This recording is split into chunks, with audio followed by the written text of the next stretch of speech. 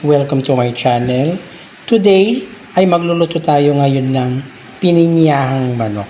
This is my only version guys. Okay? So ito yung ating mga ingredients. Ito chicken. Na-chop ko na to guys. And then lalagyan ko to ng celery para pampabango. Salt. And then gagamit tayo ng evaporada. And then ito pineapple chunks. Red bell pepper, carrot, potato, and then patis with sauce, and then black pepper, and then gagamit tayo ng ginger, garlic, sibuyas, at saka gagamit tayo ng seasoning, and then bay leaf. Okay, so samahan niyo ako guys sa aking pagluluto ng pininyahang manok.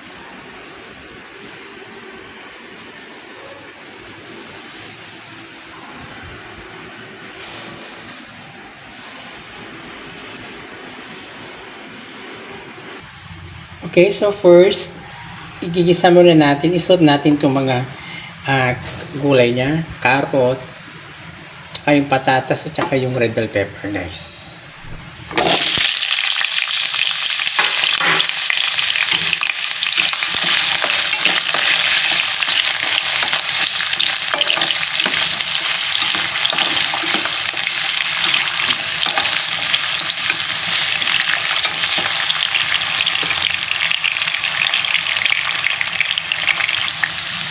And of course, yung pineapple chunks. And then, lalagyan natin ng konting salt.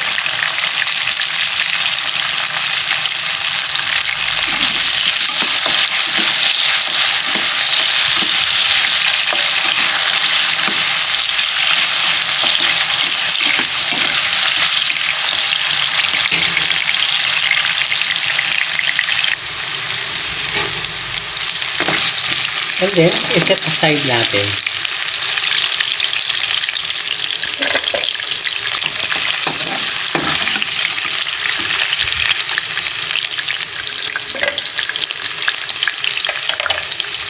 Okay, so ito guys. So, iset aside natin.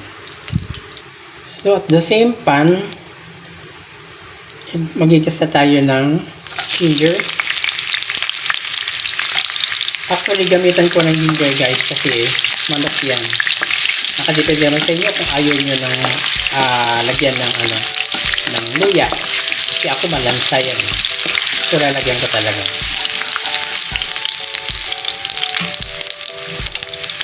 And then, onion.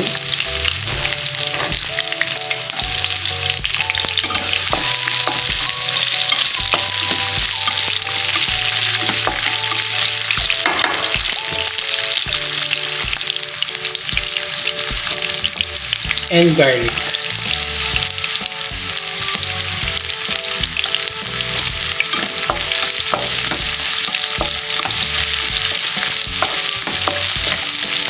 So, i-igisa natin yung mga spices na to hanggang medyo mag-golden brown.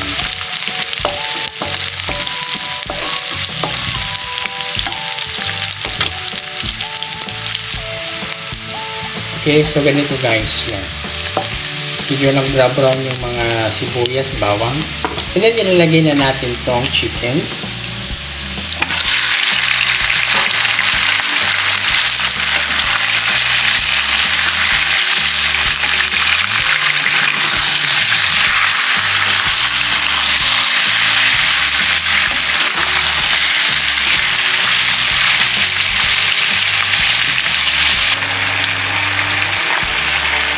And black pepper at saka patis fish sauce.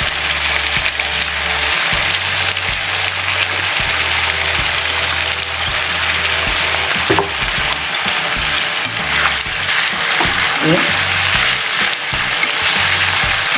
So halawan natin guys hanggang sa manok ay magiging golden brown o mag-brown siya konti. Okay, so ganito guys, yung nagka-brown na chicken. So, ilalagay natin itong pineapple syrup.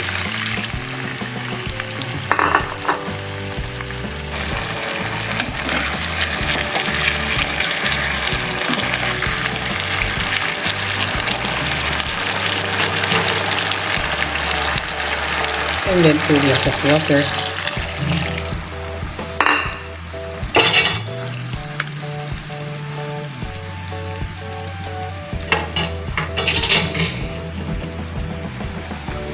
And then maglalagay tayo ng bay leaf. So kumirin muna natin guys para maluto yung chicken. Okay, so ilalagay na natin itong evaporated milk.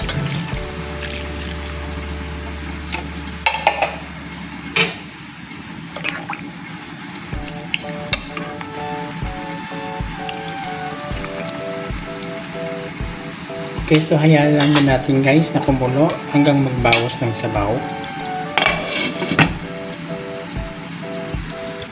Okay, so titingnan natin guys kung tama yung ating panimpla.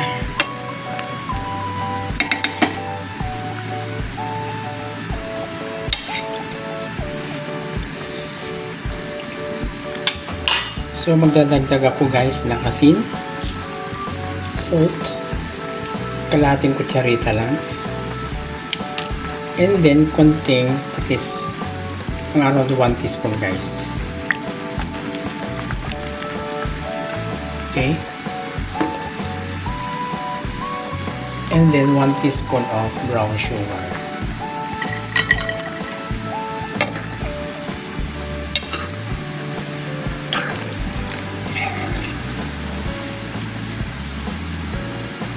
So kuberan natin ulit. So ilalagay ko muna nga itong celery. Ito yung steam guys ng celery.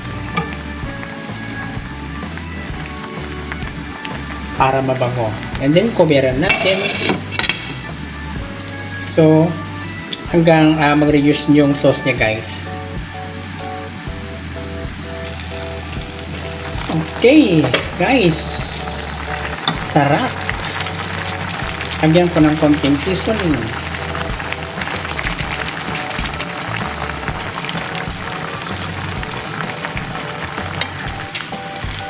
Actually, okay na yung lasa niya guys. Masarap. So, ano pang hinintay nyo guys? Magluto na kayo ng pininyahang manok. Actually, kanya-kanyang version naman yun guys eh. Okay, so pwede na natin ilagay yung mga gulay. So, ilagay na natin to ating mga gulay. Yan.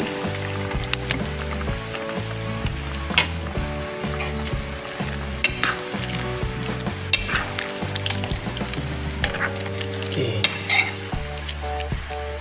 So, by the way guys, muli ko kayong inaanyayahan na mag-subscribe sa aking munting channel at paki-like na rin and share guys. Maraming salamat.